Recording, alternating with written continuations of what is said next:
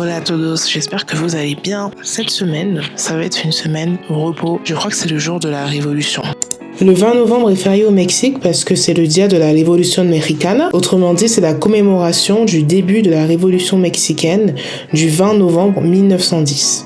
En effet, cette révolution visait à renverser la dictature de Porfirio Díaz et à mettre en place des réformes politiques, sociales et économiques majeures au Mexique. Depuis 2006, la fête est légalement observée, fêtée le troisième lundi de novembre afin de créer un week-end prolongé. Voilà, c'est pour ça que ce jour est férié aujourd'hui. Donc je me suis dit, comme c'est un jour férié, pour une fois, je vais rien programmer. Genre vraiment ce jour, ça va être le jour où j'ai pas de plan.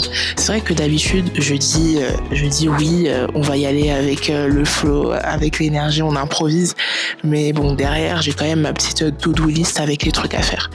Mais là, aujourd'hui, quand on dit jour férié, jour non travaillé, donc on va pas travailler. On va commencer par faire un petit déj, mon petit brunch. Je vais vous montrer comment je le prépare. Rien de très compliqué, mais c'est sympathique. Là, je suis en FT avec le petit chat. Comment je te sens aujourd'hui?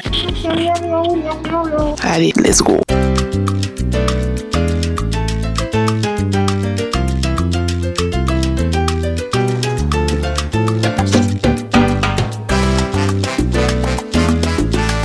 J'ai un peu parlé de mon rapport aux réseaux sociaux, voilà, chaîne YouTube, chaîne TikTok.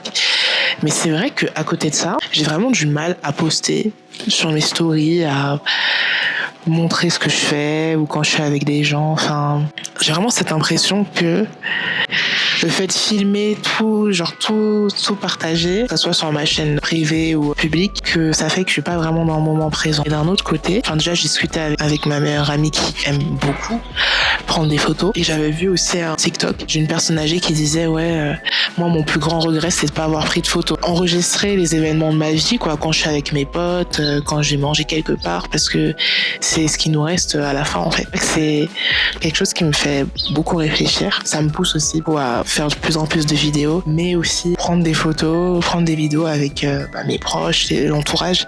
Ça c'est vraiment mon challenge. Ça me dérange pas en soi de me filmer, partager sur les réseaux et tout, mais d'un point de vue privé, j'ai trop du mal à dire aux gens venez on se prend en photo et tout. J'ai un peu cette peur d'être que les gens soient mal à l'aise, qu'ils se disent mais pourquoi me prendre en photo, alors qu'en soi c'est super, genre quand t'as des photos, tu les revois 10 ans, 5 ans après, tu te dis ça c'était quand j'étais au Mexique avec XY, peut-être faudrait que je lui renvoie un message, qu'est-ce qu'elle devient.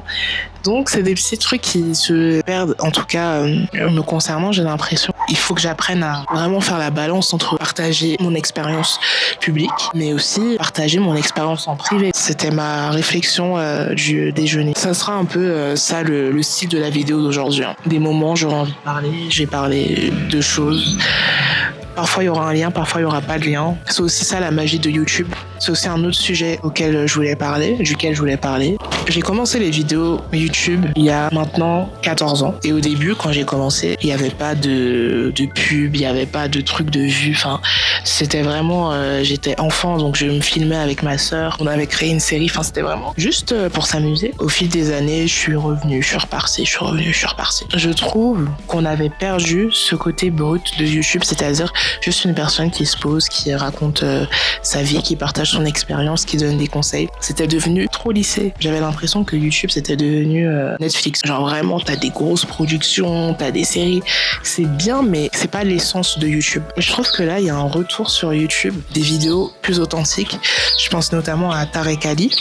C'est un YouTuber américain qui avait commencé vraiment à faire des podcasts et tout. Enfin, super bien. En vrai, c'était vraiment top.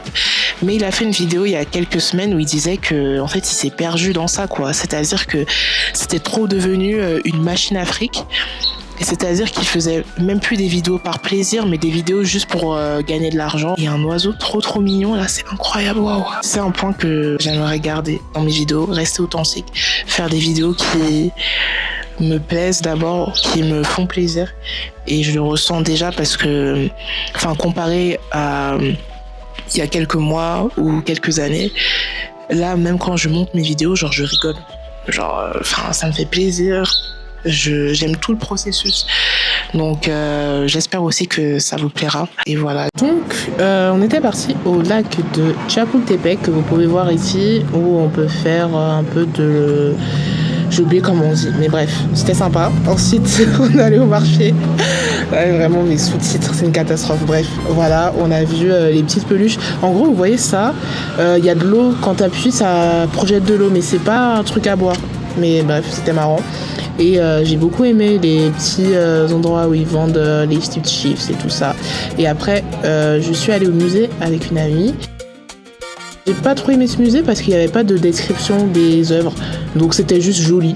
Voilà, donc j'ai juste filmé les choses jolies, c'est tout. Et après, je suis passée à autre chose. Qu'est-ce que j'ai d'autre à dire? Bah voilà, les citrons. Hein. Voilà, je pense pas qu'on peut rajouter d'autres choses, mais c'est très esthétique. Ah oui, le petit concert. Bah je vous laisse écouter.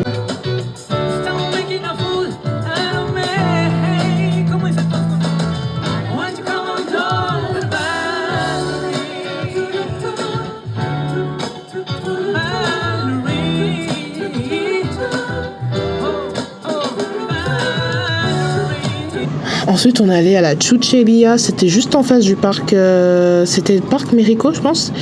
Et ils font des churros artisanaux, donc là, je vous montre comment ils font. J'ai trop aimé. Et merci à ma pote Isabella qui m'a recommandé. Enfin, du coup, on est partis ensemble. Et franchement, j'ai trop aimé les churros. Meilleurs churros que j'ai goûté de ma vie. Incroyable. Vous voyez sa technique, comment il fait ça à la main et tout. Trop bon, trop beau. Et j'ai trouvé que c'était pas tant cher que ça, je trouve. Hola todos, j'espère que vous allez bien. La fenêtre va bien. Moi, ça va très bien, encore une fois. Hein.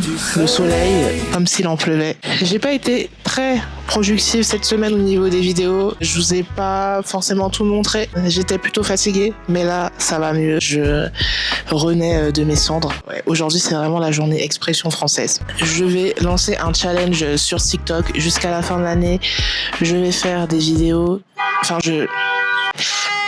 je posterai des TikTok tous les jours. Pourquoi? Parce que en fait, je me rends compte que sur YouTube, j'ai du mal à ramener des personnes. Peut-être que la stratégie, c'est de commencer sur TikTok et ensuite basculer sur YouTube. Donc, je ferai certainement des vidéos YouTube, mais ça sera plus dans cette cadence semaine par semaine. Ça sera un peu quand j'aurai envie de parler, je ferai une petite vidéo où je me poserai et je parlerai d'un sujet qui me tient à cœur vraiment en version long format. Mais sur la partie quand je sors, je visite des trucs, ça sera sur TikTok. J'ai hâte de vous partager mes aventures sur TikTok.